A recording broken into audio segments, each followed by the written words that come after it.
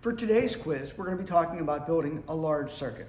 We have a piece of wire and it fits perfectly for what we're trying to do. It fits from here to here. It's copper wire. This is really thick wire, by the way. This is probably 6 gauge.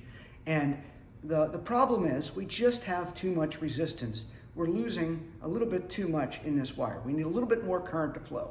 So if I wanted to have the resistance, what do I do with this wire?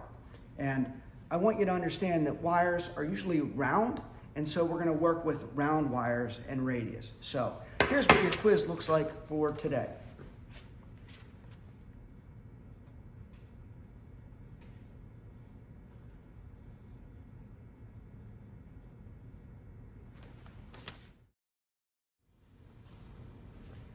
All right, let's think about this. If we have our typical formula of resistance being resistivity, length, all over area, and I'm talking about a round object here, something that is circular in nature and has a particular radius. It's got some area also, but we know that area is pi r squared. So I need to manipulate this equation. I'm going to put in for area, I'm going to put my pi r squared because I need a radius, an r, a small r versus our large resistance here. The large r meaning resistance. So I can say r equals r rho L pi r squared. Now that I have that, what I really want to know is how does the resistance change?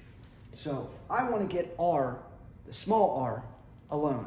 I'm going to take it up here with this r. So I've got r squared, capital R equals r rho L all over pi.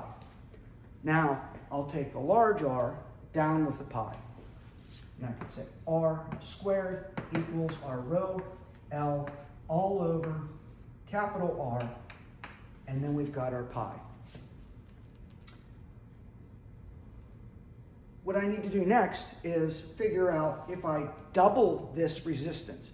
In other words, I need to have that resistance. So right away I can get rid of these other variables. I'm not changing from copper to another material. I'm not changing its length. And pi is going to be the same for any round wire. So what I can do is I can invoke this idea of proportionality. So I could say our r squared is simply proportional to 1 all over that resistance r. From there, I can end up saying, well, what would happen to my radius if my overall resistance was cut in half?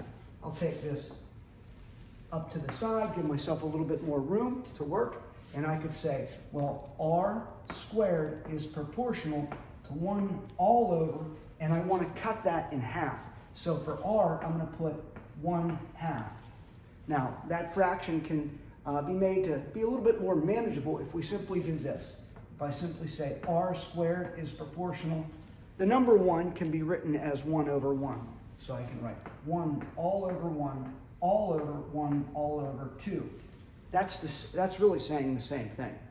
We've done this trick before, and that is to take the bottom, flip it, and put it on top of itself, essentially multiplying by the number 1.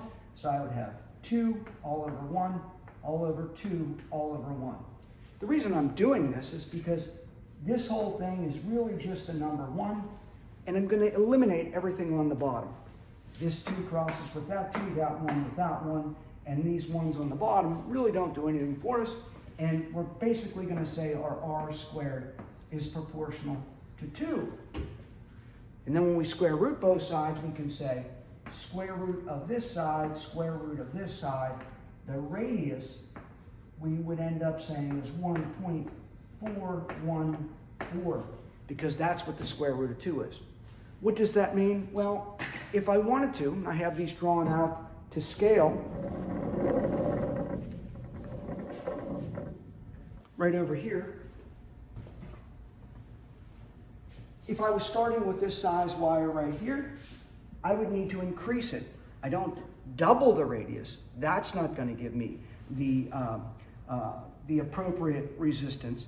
If I wanted to half the resistance of this wire, I'd make it 1.414 times greater, or the square root of 2. And that's what it actually looks like. That's your quiz for today.